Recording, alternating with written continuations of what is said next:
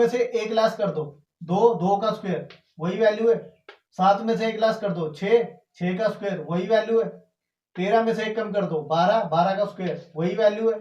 नमस्कार दोस्तों, और कैसे हो बच्चा लोग। स्वागत है आपका मोहित की पाठशाला में। आपके मोहित सर आपके लिए आज बहुत ही इंपॉर्टेंट टॉपिक लेके आए। हमारा जो आज का टॉपिक है वो बहुत ही ज़्यादा स्पेशल है और इम्पोर्टेंट है। क्लास 8th वाले जितने भी बच्चे हैं, आप इंडिया में किसी भी स्कूल में पढ़ते हो, किसी भी स्टेट में रहते हो, ये वाली वीडियो आपके लिए बहुत ही ज़्यादा इम्पोर्टेंट है। हमारा जो आज का टॉपिक है वो है वर्ग और वर्गमूल। ये जो हमारा टॉपिक है ये क्लास 8th यानी कि कक्षा 8वीं के प्रश्नावली 6.1 में दिया गया है। ओके, तो इस वीडियो को पूरा देखने का ट्राई कीजिए, और जिन भी लोगों ने या जिन भी स्टूडेंट ने चैनल को सब्सक्राइब नहीं किया है, प्लीज चैनल को सब्सक्राइब कर दीजिए। तो आइए स्टार्ट करते हैं हमारा आज का टॉपिक, वर्ग और वर्गमूल। सबसे पहले आप मुझे ये बताइए कि ये जो निशान मैंने बनाया, जो ये साइन है, वो किस चीज को दर्शाता है।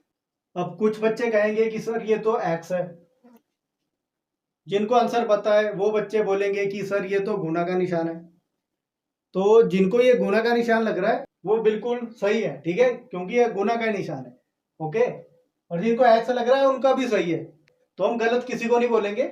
जिनको एक्स लग रहा है उनका भी सही है, जिनको गुणा का निशान लग रहा है उनका भी सही है। अब इस साइन का काम क्या है, हम लोगों ने इस साइन के बारे में क्यों आपसे पूछा, ठीक है। मान लो हम किन्हीं दो नंबर को मल्टीप्लाई कर रहे हैं, उनको गुणा कर रहे हैं, 1 गुणा 3 कर रहे हैं, ठीक है, रैंडम नंबर है। ओके, दोनों नंबर कोई बराबर है नहीं, बराबर है, ठीक है। तो जब हमने इनको मल्टीप्लाई किया हमारे पास आया 3, ठीक है। तो हमारा आंसर क्या बनेगा कि 1 गुणा 3 जब हमने किया हमारे पास गुणनफल आया 3, ठीक है, सिंपल है ना। अब अगर मैं 3 गुणा 3, अगर मैं 3 को 3 से ही गुणा करूं, इसको 3 से ही मल्टीप्लाई करूं, तो जो हमारे पास आंसर आएगा वो हमारा सिर्फ गुणनफल ही नहीं होगा, उसको हम एक और नाम देंगे। इसको क्या नाम देंगे हम, जब हम किसी एक नंबर को उसी नंबर से, ठीक है, उसी सेम नंबर से मल्टीप्लाई करते हैं, तो जो हमारे पास आंसर आता है, जो गुणनफल आता है, उसको हम लोग उस संख्या का वर्ग कहते हैं, जिसे हम लोग स्क्वायर कहते हैं, ठीक है। जब आप किसी एक संख्या को, किसी एक नंबर को उसी नंबर के साथ एक बार मल्टीप्लाई करते हो, ठीक है, एक बार सेम नंबर को,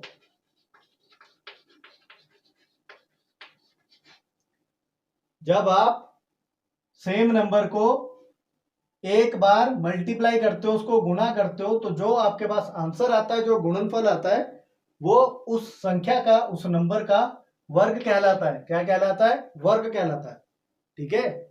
तो जब भी आप किसी भी नंबर को, कोई भी नंबर हो, ठीक है, उसको आप उसी नंबर से मल्टीप्लाई करोगे एक बार, तो जो आपका गुणनफल आएगा ना, जो आपका आंसर आएगा, वो उस संख्या का वर्ग होगा। क्या होगा, वर्ग होगा, यानी स्क्वायर होगा। ओके, तो जो हमारी प्रश्नावली 6.1 है उसमें हम लोग वर्ग निकालना सीखेंगे, वर्गमूल निकालना सीखेंगे, और भी बहुत सारी इसमें जो ट्रिक्स दी गई हैं, जो मेथड्स दिए गए हैं, वो भी हम लोग यहाँ पे अप्लाई करेंगे, उनको समझने का प्रयास करेंगे, ठीक है। तो पहले हम लोग जो प्रश्नावली 6.1 है उसको स्टार्ट करते हैं। अब प्रश्नावली 6.1 में जो पहला क्वेश्चन दिया गया है, पहला क्वेश्चन है कि इसमें बहुत सारे नंबर्स दिए गए हैं, कुल मिला के इसमें 10 नंबर हैं। जो 10 संख्याएं हमें दी गई हैं, उन संख्याओं के जो वर्ग होगा, जो उन संख्याओं का वर्ग होगा, उसमें जो इकाई का अंक होगा वो निकालना है, ठीक है। तो इकाई का अंक, ठीक है, इकाई का अंक ज्ञात करना,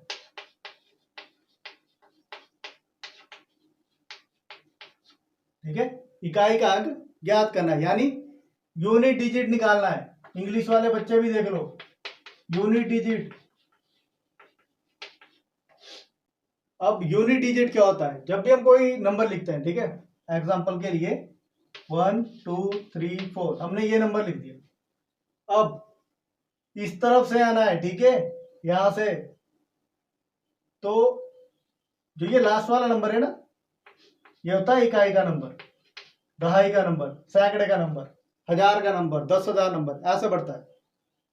तो हमने ये निकालना है, ठीक है, कि कोई संख्या हमें दी है, उसका पहले स्क्वायर करना है। स्क्वायर करने के बाद हमें इकाई का नंबर निकालना है कि उसमें जब हम स्क्वायर कर देंगे उसमें जो लास्ट नंबर होगा वो क्या होगा। तो उसको निकालने का पहले मैं आपको एक तरीका बता देता हूं, ठीक है। आपने क्या करना, देखो यहाँ लिखो 1, यहाँ लिखो 2, यहाँ लिखो 3, 4, 5, 6, 7, 8, 9, सिंपल है। और 0 भी लिख लो, ठीक है। अब इन सब के बाहर आपने ब्रैकेट लगा के स्क्वायर का निशान बना दो इस तरह, ठीक है। ये चीज पहले समझ लो, जब आपको बेसिक करना आ जाएगा ना, जब बेसिक आपको पता है तो आप किसी भी क्वेश्चन को ना ऐसे चुटकियों में सॉल्व कर सकते हो, ठीक है। तो बेसिक जरूर समझे। ये बोरिंग लग सकता है आपको, बट ये बोरिंग नहीं होता है, ठीक है। अगर आप किसी एक क्लास में, ठीक है, मान लो आप 6th क्लास में हो, 7th में हो, 8th में हो, किसी क्लास में भी हो, अगर उस क्लास का जो मैथमेटिक्स है, जो उसका बेसिक है, वो आपने सीख लिया, तो जब आप अगली क्लास में जाओगे ना तो आपको उतनी दिक्कत नहीं आएगी। बट आपने अगर बेसिक ही अपना अच्छे से नहीं किया है तो अगली क्लास में आपको तो अगली क्लास का तो समझ आएगा नहीं, क्योंकि आपने जो पिछली क्लास का है वो भी अच्छे से नहीं सीखा है। ओके, तो मैथमेटिक्स को इतना हल्के में भी मत लीजिए। जो बेसिक होता है ना, बेसिक अगर आपको समझ आ गया तो कोई भी क्वेश्चन हो आप उसको आराम से सॉल्व कर लोगे, ठीक है। तो जैसे आपके मोहित सर आपको बता रहे हैं वैसा करते जाइए। ब्रैकेट लगाओ, स्क्वायर का निशान लगाओ, ठीक है। अब इक्वल टू लगा दो सब में। अब ये मैं क्यों करवा रहा हूं वो मैं आपको बताता हूं। हम लोग बात कर रहे हैं यूनिट डिजिट की, इकाई के नंबर की, ठीक है। तो अब मैंने ये स्क्वायर क्यों लगाया, अब कोई भी नंबर दिया हो ना, अब जब हम स्क्वायर करेंगे तो पूरी टर्म का स्क्वायर होता है, ठीक है। अब हम यूनिट डिजिट की बात कर रहे हैं तो हमें सिर्फ मतलब है लास्ट वाले नंबर से, ठीक है। अब मान लो यही हमारा नंबर है, ठीक है। अब इसका यूनिट डिजिट निकाला तो हमें सिर्फ 4 के स्क्वायर से मतलब होना चाहिए। 4 का स्क्वायर 16, ठीक है। लास्ट नंबर पता है 6 ही आएगा, हमें क्या मतलब है, लास्ट नंबर क्या है 6, ठीक है। वही मैं आपको बता रहा हूं। लास्ट नंबर अगर 1 है तो 1 को आप जितनी मर्जी बारी मल्टीप्लाई कर दो 1 ही आएगा, ठीक है। तो 1 की पावर अगर 2 है, क्योंकि स्क्वायर कर रहे हैं, तो 1 ही आएगा, ध्यान रखना, ठीक है। ये जो सारे नंबर है ना, वो जब आपको अभी हम क्वेश्चन सॉल्व करेंगे ना उसमें हेल्प करेंगे। लास्ट नंबर अगर 2 है तो उसका जो यूनिट डिजिट होगा वो 4 होगा, ध्यान रखना। लास्ट नंबर अगर 3 है तो यूनिट डिजिट 9 होगा। लास्ट नंबर अगर 4 है तो यूनिट डिजिट 6 होगा, जैसा अभी हमने निकाला। लास्ट नंबर अगर 5 होगा तो यूनिट डिजिट 5 ही होगा। इसमें कुछ ऐसे नंबर भी होंगे जो लास्ट नंबर दिया है ना वो ही उनका यूनिट डिजिट होगा, ठीक है। जैसे 5 है, 5 की पावर कुछ भी कर दो, 3, 4, 5, 6, 7, 8, 9, 10, 5 ही आएगा, ठीक है। 6 की पावर अगर 2 तो 6 ही आएगा, ठीक है। 6 गुना 6 36, 6 की पावर 3 कर दो तब भी 6 ही आएगा, ठीक है। समझ रहे हो। 7 दिया है तो आपके पास 9 आएगा, 7 गुना 7 49 आएगा ना, लास्ट में 9 आएगा, ठीक है। 8 दिया है तो 4 आएगा, 68 64, तो 4 लास्ट का नंबर। 9 गुना 9 81, लास्ट नंबर 1 आएगा, ठीक है। 0 है, ठीक है। मान लो 1 0 दी है तो वो 2 0 बनेगी, 2 0 दी है तो वो 4 0 बनेगी, ठीक है। तो अगर 1 0 दी है तो वहां 2 0 बनेगी, तो मीन्स जो यूनिट डिजिट है वो तो 0 ही आएगा। ओके, समझ रहे हो। तो ये चीज पहले आप ध्यान रख लो, फिर हम क्वेश्चन को करेंगे स्टार्ट। ओके, कोई भी डिजिट दियो आपने सिर्फ ये चीजें ध्यान रखनी है। अगर लास्ट नंबर 1 है तो यूनिट डिजिट भी 1 आएगा। लास्ट नंबर 2 है तो यूनिट डिजिट 4 आएगा। लास्ट नंबर 3 है तो यूनिट डिजिट 9 आएगा। लास्ट नंबर अगर 4 है तो यूनिट डिजिट 6 आएगा। लास्ट नंबर 5 है तो यूनिट डिजिट 5 ही आएगा। तो ये इजी है, 5 की जगह 5 ही आएगा। ओके। 6 की जगह 6 ही आएगा, ये भी इजी है। 7 की जगह 9 आएगा, ओके। 8 की जगह 4 आएगा, 9 की जगह 1 आएगा, 0 की जगह 0 ही आएगा, ओके। अगर फिर भी आपको समझ नहीं आ रहा है तो आपने क्या करना, जो भी आपका लास्ट नंबर होगा उसको स्क्वायर कर देना, ठीक है, उसको उसी नंबर से मल्टीप्लाई कर देना, फिर देखना कि लास्ट नंबर क्या आ रहा है वो लिख देना, ओके। तो ये आपको क्लियर हो गया। फिर हम लोग अब जो हमारा प्रश्नावली 6.1 है उसमें जो पहला क्वेश्चन है उसके जो 10 पार्ट है उनको सॉल्व करने वाले हैं, ओके। ये हमारे पहले क्वेश्चन के 10 पार्ट, ठीक है। हमने सिर्फ यूनिट डिजिट निकालना, इकाई का नंबर निकालना। तो हमारे पास नंबर है 81। 81 का जब स्क्वायर करेंगे तो हमारे पास इकाई का नंबर क्या आएगा, ठीक है। तो मैंने आपको बताया हमें सिर्फ लास्ट नंबर से मतलब है, लास्ट नंबर है 1, 1 का स्क्वायर कर दो 1 ही आएगा, आपका आंसर है 1, इसमें इकाई का नंबर होगा 1। अगला देखो 2 दिया है लास्ट में, ठीक है। आगे वाले नंबर से आपको कोई मतलब नहीं, लास्ट नंबर देखो 2 दिया है, 2 का स्क्वायर 4, तो आपका इकाई का नंबर आ गया 4, ठीक है, यूनिट डिजिट आ गया 4। अगला देखो 9 दिया है, तो 9 गुना 9 81, आपका आंसर 1। अगला देखो 3 दिया है, 3 गुना 3 9, आपका आंसर 9, ठीक है। अगला देखो 1 2 3 4, ये तो मैंने अभी आपको उदाहरण भी दिया था, ठीक है। 4 का स्क्वायर 16, तो आपका आंसर 6, ठीक है। आगे देखो 7 दिया है, 7 का स्क्वायर 49, आपका आंसर 9। अगला देखो 8 दिया है, 8 गुना 8 64, आपका आंसर 4। आगे देखो 0 दिया है, तो आपका आंसर भी 0 ही आएगा। आगे देखो लास्ट में 6, तो 6 ही आएगा। और लास्ट है, लास्ट में 5 दिया है, तो जब मैंने आपको बताया कि लास्ट में 5 दिया हो तो 5 ही आएगा, 6 दिया तो 6 ही आएगा, ओके। तो कितने इजीली हमने इन क्वेश्चन को 1 मिनट में सॉल्व कर लिया, ठीक है। तो ये बहुत ही आसान क्वेश्चन है, इतने मुश्किल क्वेश्चन नहीं है। मेन था आपको बेसिक करवाने का, बेसिक आपने कर लिया है, तो इन क्वेश्चन को आप चुटकियों में कर सकते हो, ठीक है। अब इसमें जो नेक्स्ट है वो है ना क्वेश्चन नंबर 2। अब क्वेश्चन नंबर 2 में क्या है, इसमें पहले ही हमें बताया गया है कि जो संख्याएं हमें दी गई है, जो नंबर हमें दिए गए हैं वो पूर्ण वर्ग संख्या नहीं है, ठीक है, ये पहले ही बताया गया है। अब हमने उसका कारण बताना है कि ये पूर्ण वर्ग संख्या क्यों नहीं है। तो इसको समझने के लिए जब भी हम लोग किसी संख्या का वर्ग करते हैं, उसका स्क्वायर करते हैं, तो लास्ट में हमारे पास ये 6 नंबर आते हैं, ठीक है, सिर्फ ये 6 नंबर 1 4 9 6 5 0, ठीक है, यही नंबर रिपीट होते रहते हैं। 11 का स्क्वायर करोगे लास्ट में 1 आएगा, 21 का स्क्वायर करोगे 31 का करोगे, मतलब जिसके भी लास्ट में 1 है उसका स्क्वायर करोगे 1 आएगा। जिसके भी लास्ट में 9 दिया है उसका स्क्वायर करोगे फिर भी आपके पास 1 आएगा, जैसे 9 का स्क्वायर 81, ठीक है। अब नीचे देखो 2 का स्क्वायर करोगे 4 आएगा, 12 का स्क्वायर करोगे 4 आएगा, 8 का स्क्वायर करोगे लास्ट में 4 आएगा, आएगा ना, ठीक है। 3 का स्क्वायर करोगे 9 आएगा, 13 का स्क्वायर करोगे 9 आएगा, 7 का स्क्वायर करोगे लास्ट में 9 आएगा, 17 का स्क्वायर करोगे लास्ट में 9 आएगा, ठीक है। 4 का स्क्वायर करोगे 6 आएगा, 6 का स्क्वायर करोगे 6 आएगा, आएगा ना 6। 5 का करोगे 5 आएगा। अब 0 में क्या है देखो, तो 0 को समझने से पहले जिनके लास्ट में 1 4 9 6 5 इस तरह से कोई भी नंबर दिया गया है तो वो संख्या हमारी पूर्ण वर्ग होती है। पूर्ण वर्ग जैसे 121, यहाँ 144, 169, 196, 225, ठीक है। तो ये तो हुए इसके एग्जांपल। अब 0 की बात करते हैं कि किन संख्याओं के लास्ट में 0 हो वो पूर्ण वर्ग संख्या हो सकती है या नहीं हो सकती है। तो उसमें ध्यान क्या रखना है कि जो 0 है उसकी जो नंबर है कि 0 कितने होने चाहिए। 0 अगर 2 है, 0 4 है, 6 है, मतलब एक इवन नंबर है तो वो एक पूर्ण वर्ग संख्या होगी। जैसे 100 है ना, तो 100 में 0 कितनी है, 2 0 है, ठीक है। 100 है ना, 100 में 2 0 है, तो 100 एक पूर्ण वर्ग संख्या है।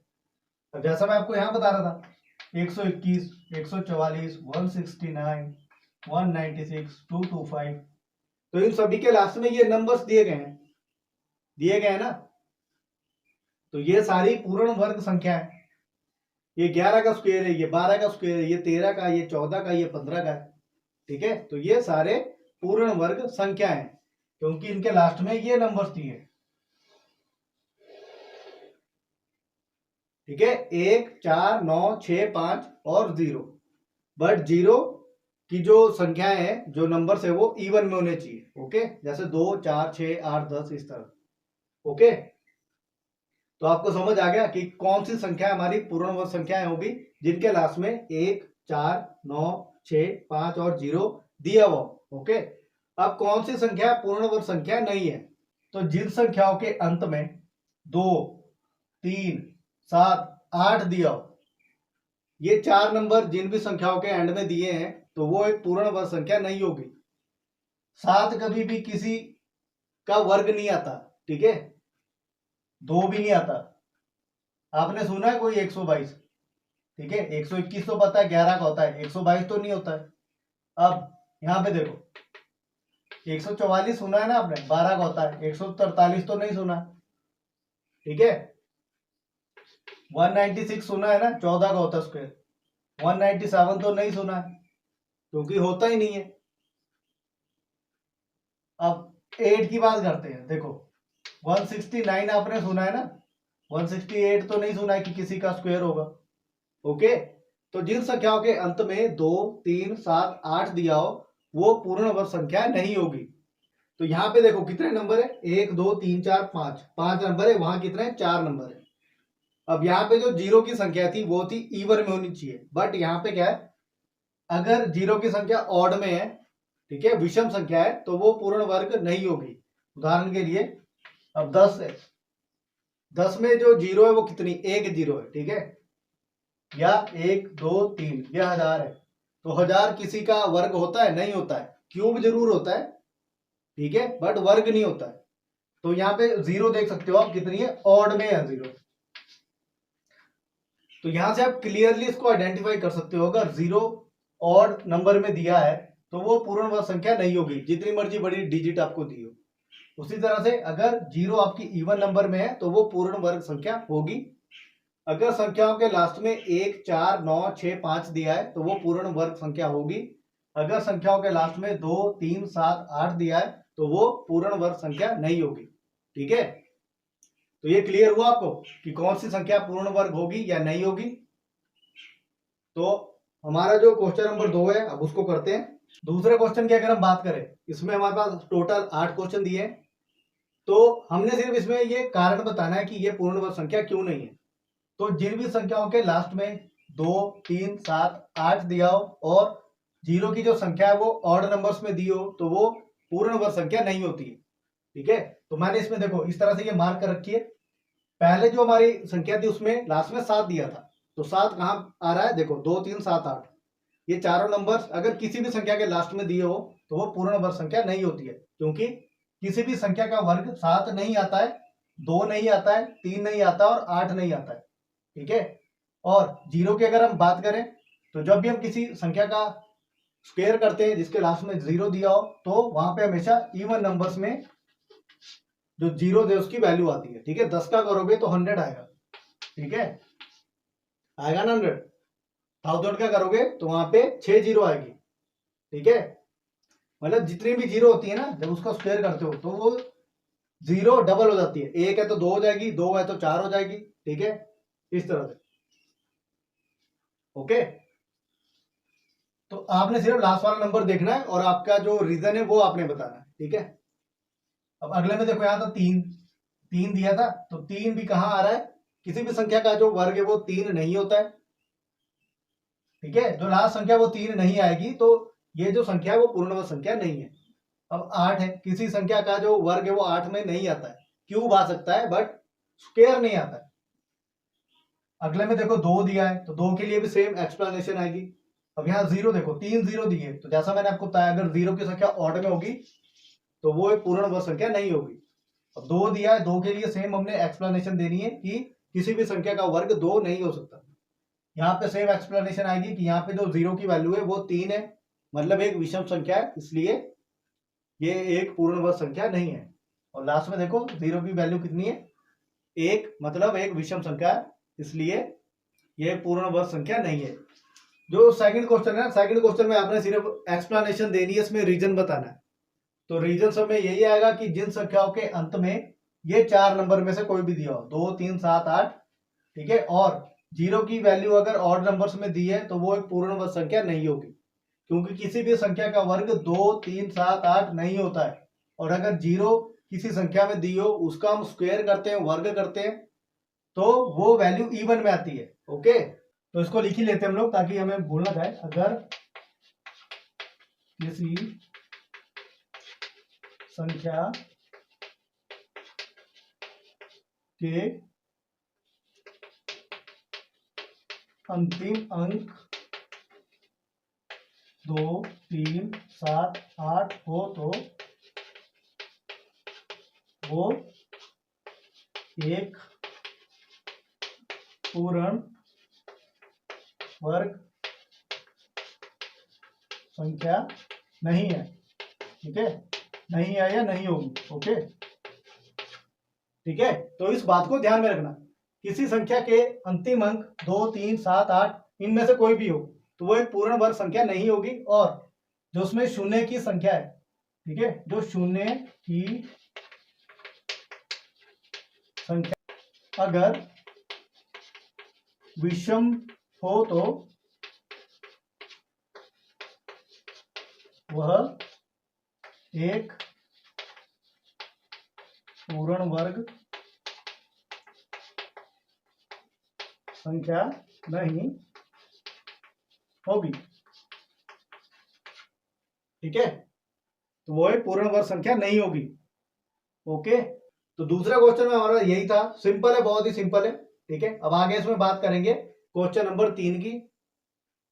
अब क्वेश्चन नंबर 3 में क्या पूछ रहा है, ये क्वेश्चन नंबर 3 में ये कह रहा है कि हमें ऐसी संख्या निकालनी है, हमें 4 संख्या दी गई है कि किस संख्या का जो वर्ग है वो विषम संख्या होगा। और विषम संख्या क्या होती है? विषम संख्या यानी ऑड नंबर। ठीक है, अब ऑड नंबर क्या हुआ? जो 2 से पूरी तरह भाग नहीं होते, जैसे 1 3 5 7 9 इस तरह। ठीक है, और इवन नंबर क्या होते हैं वो सभी को पता है, जो 2 से पूरी तरह भाग हो जाते हैं, जैसे 2 4 6 8 10। ठीक है, इस तरह। तो तीसरे क्वेश्चन में हमने यही बताना है कि जो हमें 4 नंबर्स दिए गए हैं वो उनमें से कौन सी जो संख्या है जिसका अगर हम वर्ग करेंगे तो हमारे पास एक विषम संख्या होगी। ठीक है, तो मैं आपको पहले ही बता दूं। ठीक है, 1 का स्क्वायर करोगे 1 आएगा, 3 का स्क्वायर करोगे 9 आएगा, 5 का स्क्वायर करोगे 25 आएगा, यानी लास्ट में 5 आएगा। ठीक है, सिर्फ लास्ट वाले नंबर पे फोकस करना। 7 का स्क्वायर करोगे 49 आएगा, यानी लास्ट में 9 आएगा।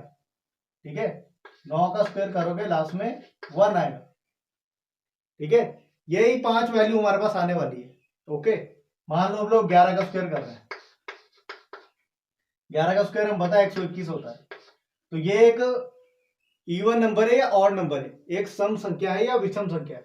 ये 2 से पूरी तरह भाग नहीं होगी, तो ये एक ऑड नंबर है, एक विषम संख्या है। ठीक है, इसी तरह से हमें 4 नंबर्स दिए गए हैं, उनका हमें स्क्वायर करना है। हम सिर्फ लास्ट वाली जो टर्म है ना उसका स्क्वायर करेंगे। ठीक है, ओके, तो स्टार्ट करते हैं क्वेश्चन नंबर 3। अब क्वेश्चन नंबर 3 में ये 4 संख्याएं हमें दी गई हैं, हमें इनमें से बताना है कि कौन सी संख्या का वर्ग विषम संख्या होगा। तो मैंने जैसा आपको बताया कि लास्ट वाला नंबर देखना, लास्ट डिजिट देखनी। पहले हम देखो 1 है, जब भी हम इसका स्क्वायर करेंगे 431 का स्क्वायर करेंगे तो लास्ट में 1 तो आएगा ही आएगा। तो 1 हमारी विषम संख्या है, तो जो भी हमारे पास ये पूरी वैल्यू आएगी वो भी एक विषम संख्या होगी। ठीक है, तो ये होगी विषम संख्या। अब 6 दिया है, 6 का जब स्क्वायर करेंगे, पूरी टर्म का स्क्वायर करेंगे, लास्ट में 6 तो आएगा। तो 6 हमारा एक सम संख्या है, एक इवन नंबर है। ठीक है, तो ये जो संख्या है दूसरी वो एक इवन नंबर होगी। ठीक है, अगला देखो 9 दिया है, लास्ट में 1 आएगा, तो ये भी हमारा एक विषम संख्या होगी। आगे देखो 4 दिया है तो 6 आएगा। ठीक है, तो ये हमारी एक सम संख्या होगी। इस तरह से पूरा स्क्वायर करने की आपको जरूरत ही नहीं है, सिर्फ लास्ट वाला नंबर देखना है। ठीक है, ओके, तो जितनी मर्जी बड़ी वैल्यू हो आप लोग आसानी से इस तरह के क्वेश्चन को सॉल्व कर सकते हो। आपने सिर्फ बताना है कि ये विषम संख्या होगी या सम संख्या होगी, जो भी इसका स्क्वायर करेंगे। ओके, तो तीसरा क्वेश्चन बहुत ही आसान था। अब आगे बढ़ते हैं क्वेश्चन नंबर 4 की ओर।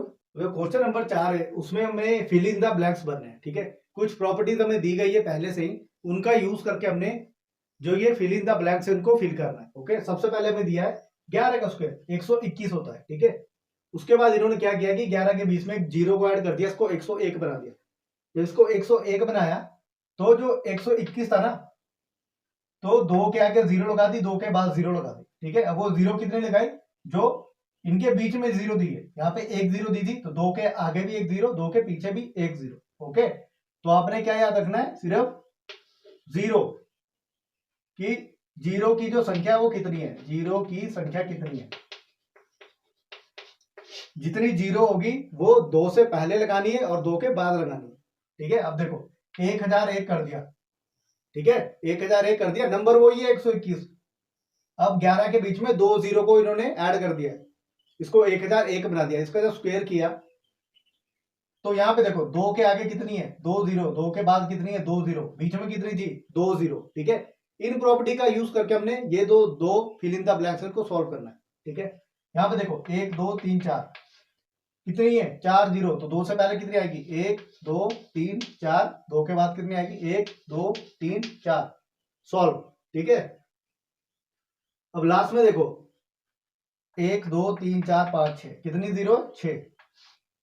तो पहले आप क्या करो, 1 लिख लो, 2 लिख लो, 1 लिख लो। अब बीच में क्या आएगा, 6 जीरो, यहाँ पे आएगी 1 2 3 4 5 6, 6 जीरो यहाँ आएगी 1 2 3 4 5 6। तो इस तरह का आपको कोई भी नंबर दिया जाए तो आपने क्या करना है, सिर्फ जीरो देखनी है बीच में, और उतनी ही जीरो 1 के बाद लगानी है या 2 से पहले लगानी है और 2 के बाद लगानी है। ठीक है, आपका जो आंसर है वो सिंपल से आपके पास आ जाएगा। आपका जो आंसर है आप एकदम से उसको निकाल सकते हो। ठीक है, आपने सिर्फ क्या ध्यान रखना है, 11 का स्क्वायर 121 होता है, बस ये ध्यान रखो। ओके, और जितनी जीरो बीच में दी है वही जीरो 2 के आगे लिखनी है और 2 के पीछे लिखनी है। ओके, ठीक है, ये इस तरह से हो जाएगा। देखो तीतर के 2 आगे तीतर, तीतर के 2 पीछे तीतर। ठीक है, इसको भी ध्यान रख सकते हो। ओके, तो इसी के साथ क्वेश्चन नंबर 4 होता है कंप्लीट। अब आगे हम इसमें क्वेश्चन नंबर 5 को सॉल्व करते हैं। अब इसमें नेक्स्ट है हमारे पास, वो है क्वेश्चन नंबर 5। क्वेश्चन नंबर 5 भी सेम ऐसे था जैसा क्वेश्चन नंबर 4 था, कि फिल इन द ब्लैंक्स हमें भर रहे थे। ओके, तो इसमें भी इसी तरह से दी गई है प्रॉपर्टीज जिसका हमें यूज करना है और आंसर को निकालना है। इसमें वही दिया, 11 का स्क्वायर करा तो 121 आता है। ठीक है, 101 का स्क्वायर करेंगे तो 10,201 आएगा। ठीक है, अब इन्होंने क्या किया, ध्यान से देखना। ठीक है, यहां तक तो पिछले वाले क्वेश्चन की तरह है। उसके बाद देखो अब इन्होंने क्या किया, 101 को इन्होंने 10,101 बना दिया। ठीक है, और जब इसका स्क्वायर किया तो यहाँ पे आप थोड़ी सी चीजें ध्यान में रखना। सबसे पहले देखो बीच में है 3, कितना है 3। अब ये 3 कैसे है, 1 2 3, नंबर ऑफ एक काउंट कर रहे हैं कितने, कि 1 कितना दिया है, 3, उसको बीच में लिखना है। उसके बाद क्या करना है, उस नंबर से आगे आपने लिखना है 1020। ठीक है, उस नंबर से आगे आपने लिखना है 1020 और उसी नंबर्स को रिवर्स ऑर्डर में लिखना है। 1020 को उल्टा करके लिखना है, मिरर इमेज 0 2 0 1। ठीक है, समझ रहे हो, अगर नहीं समझ रहे हो तो यहां पे देखो। ठीक है, आपने क्या करना है, जो 101 का स्क्वायर है उसकी वैल्यू ध्यान में रखना, 10,201, 10,201।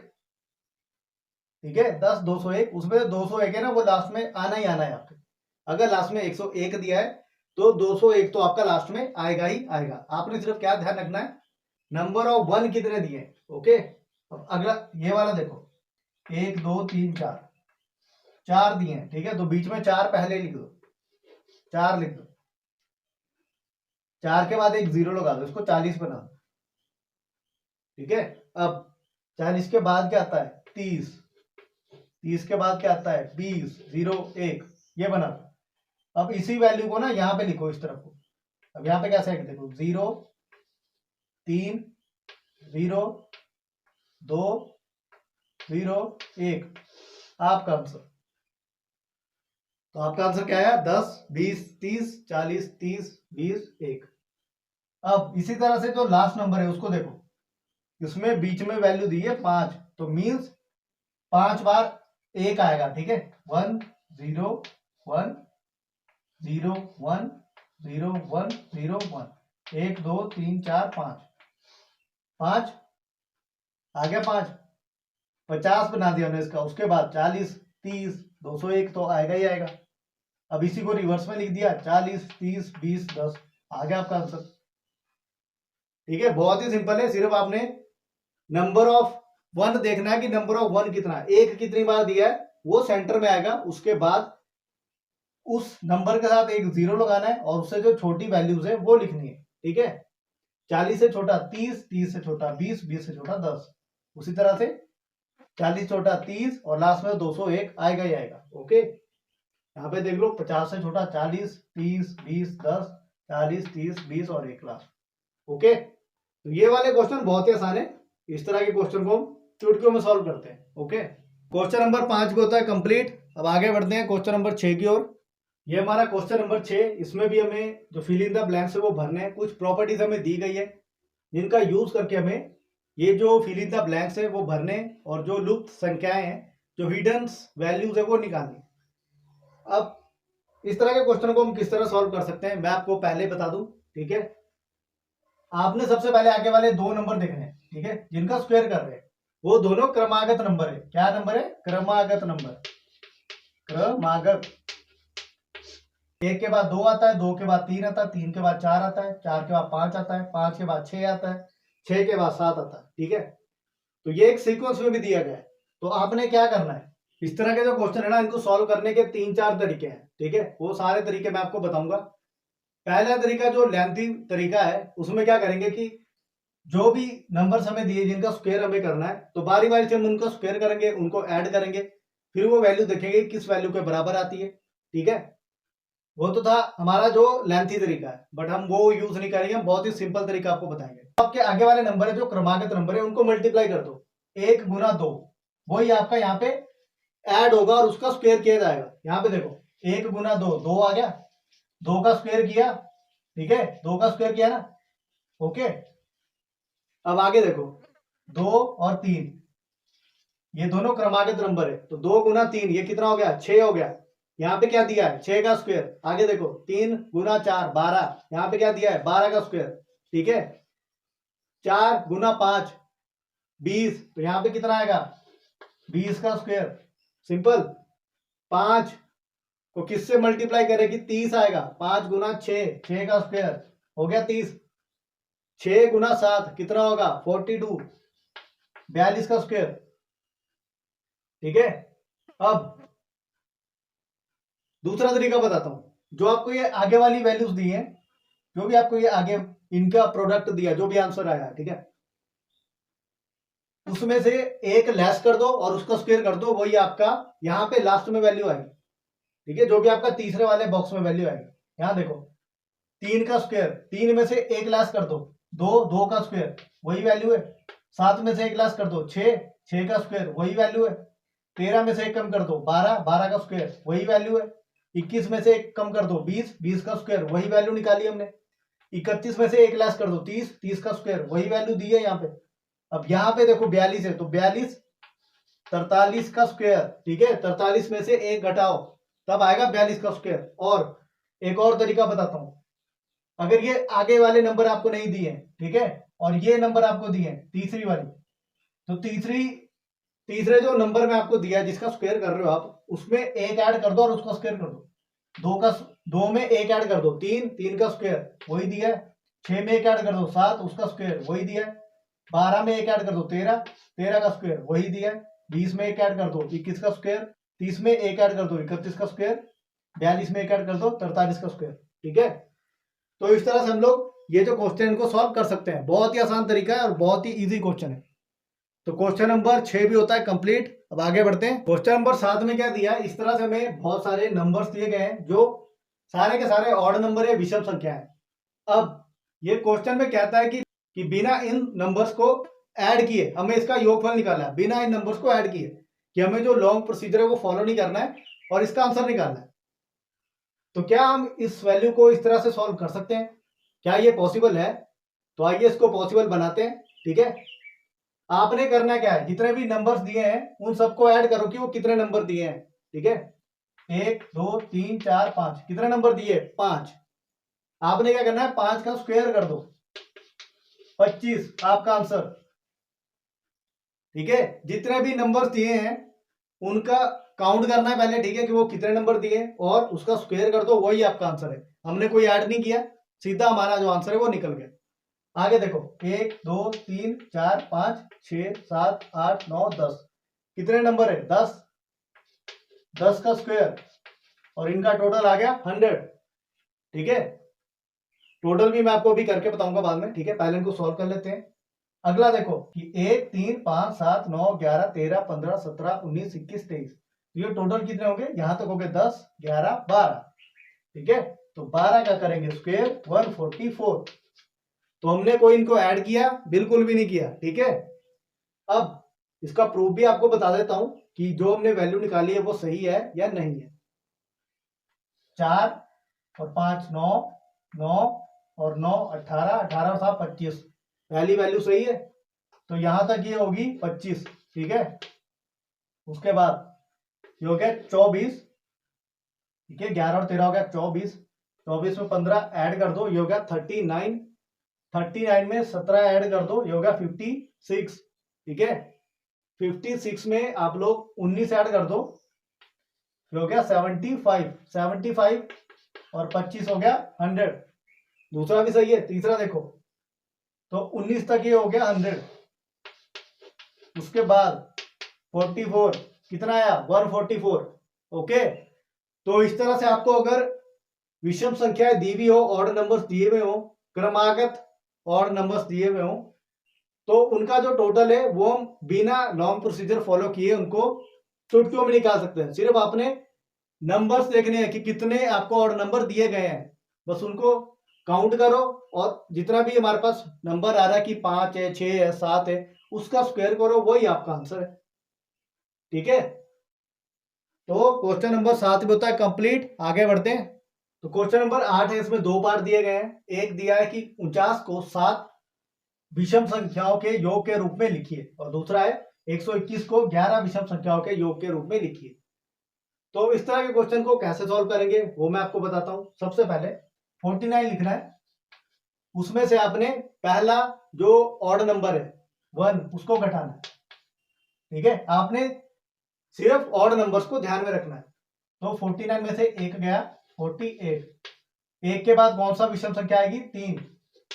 48 में से 3 गए 45, उसके बाद कौन सा आएगा? 5। 40, उसके बाद आएगा 7। ठीक है, उसके बाद आएगा 7, ये आ गया 33। ठीक है, 33। अब 33 के बाद हमारे पास आएगा 9, कितना आएगा? 9, तो यहाँ आ गया 24, उसके बाद आएगा 11। ठीक है, तो आपके पास आ गया 13, 13 माइनस 13, ये बन गया 0। ठीक है, अब कौन कौन से हमने ऑड नंबर यूज किए?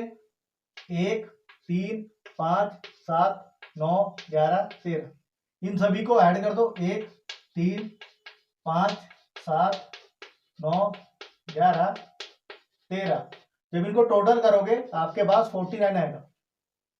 ठीक है, 4 9 16 25 25 और 24 49, तो ये हुआ इसका विषम संख्याओं के योग के रूप में इसका रूप। ठीक है, इसको भी हमने इसी तरह करना है। 121 minus 1, 120 minus 3, 117 minus 5, 112 minus 7, 105 minus 9, 96, 96 minus 11 कितना आएगा? 85 माइनस 13, 72 माइनस 15। ठीक है, 57 माइनस 17, 40 माइनस 19, 21 माइनस 21। ठीक है, 21 माइनस 21 ये हो गया 0। तो इन सभी नंबर्स को ऐड कर दो। 1 3 5 7 9 11 13 15 17 19 और 21, जिनको आप ऐड करोगे आपके पास आएगा 121। ठीक है, 13 तक हमने ऐड किया था 49 आया था, तो यहां तक आपका हो गया 49। उसके बाद 49 और 21, ये हो गया 70। ठीक है, 70 और 32, 70 और 32 हमारा हो गया 102, 102 और 19 हो गया 121।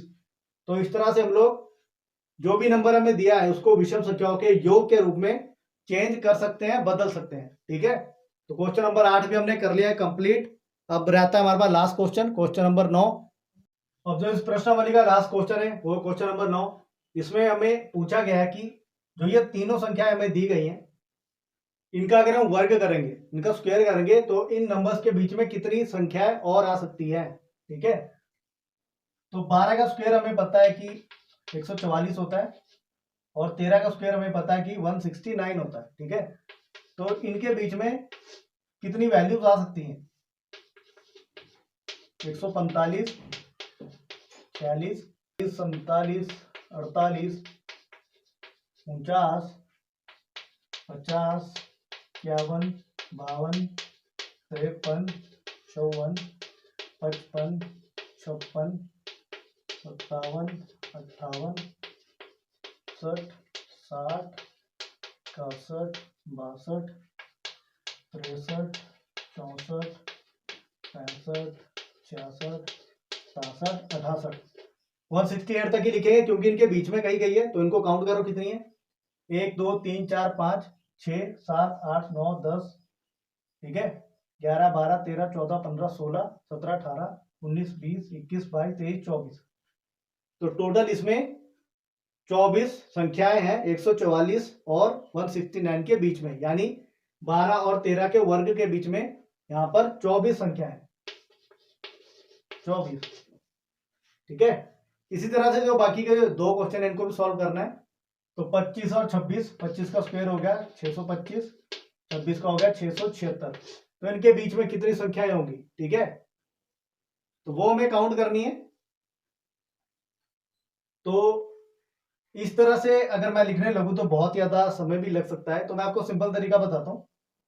25 है ना, 25 के बाद 5, 26, 27, 28, 29, 30। ठीक है, तो 30 तक होगी 5, उसके बाद 30, ये देखो 5, 25 में 5 ऐड कर दो 30 हो गया, 30 के बाद 30 और 40 होता है 70, उसमें 40 ऐड कर दो, उसके बाद लास्ट वैल्यू क्या है 6, तो उससे पहले वाली 5, बस इनको ऐड कर दो 45 और 5 50। तो इनके बीच में कितनी वैल्यूज है? वहां हमारे पास 50 वैल्यूज है, मतलब 50 संख्या है इनके बीच में। उनको हम लोग बारी बारी से लिख भी सकते हैं, बट उसमें बहुत ज्यादा समय लगेगा, तो मैं आपको ऐसे ही बोल के बताता हूँ।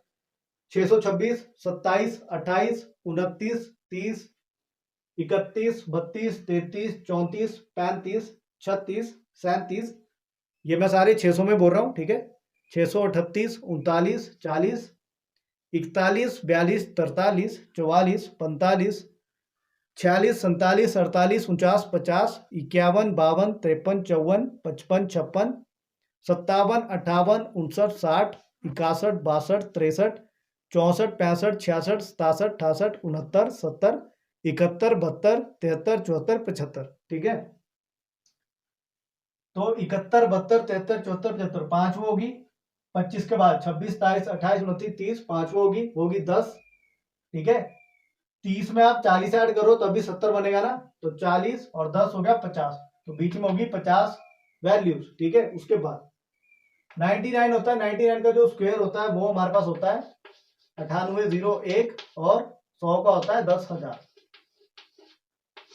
इनके बीच में कितनी वैल्यूज आएगी? ठीक है, ध्यान से देखते हैं।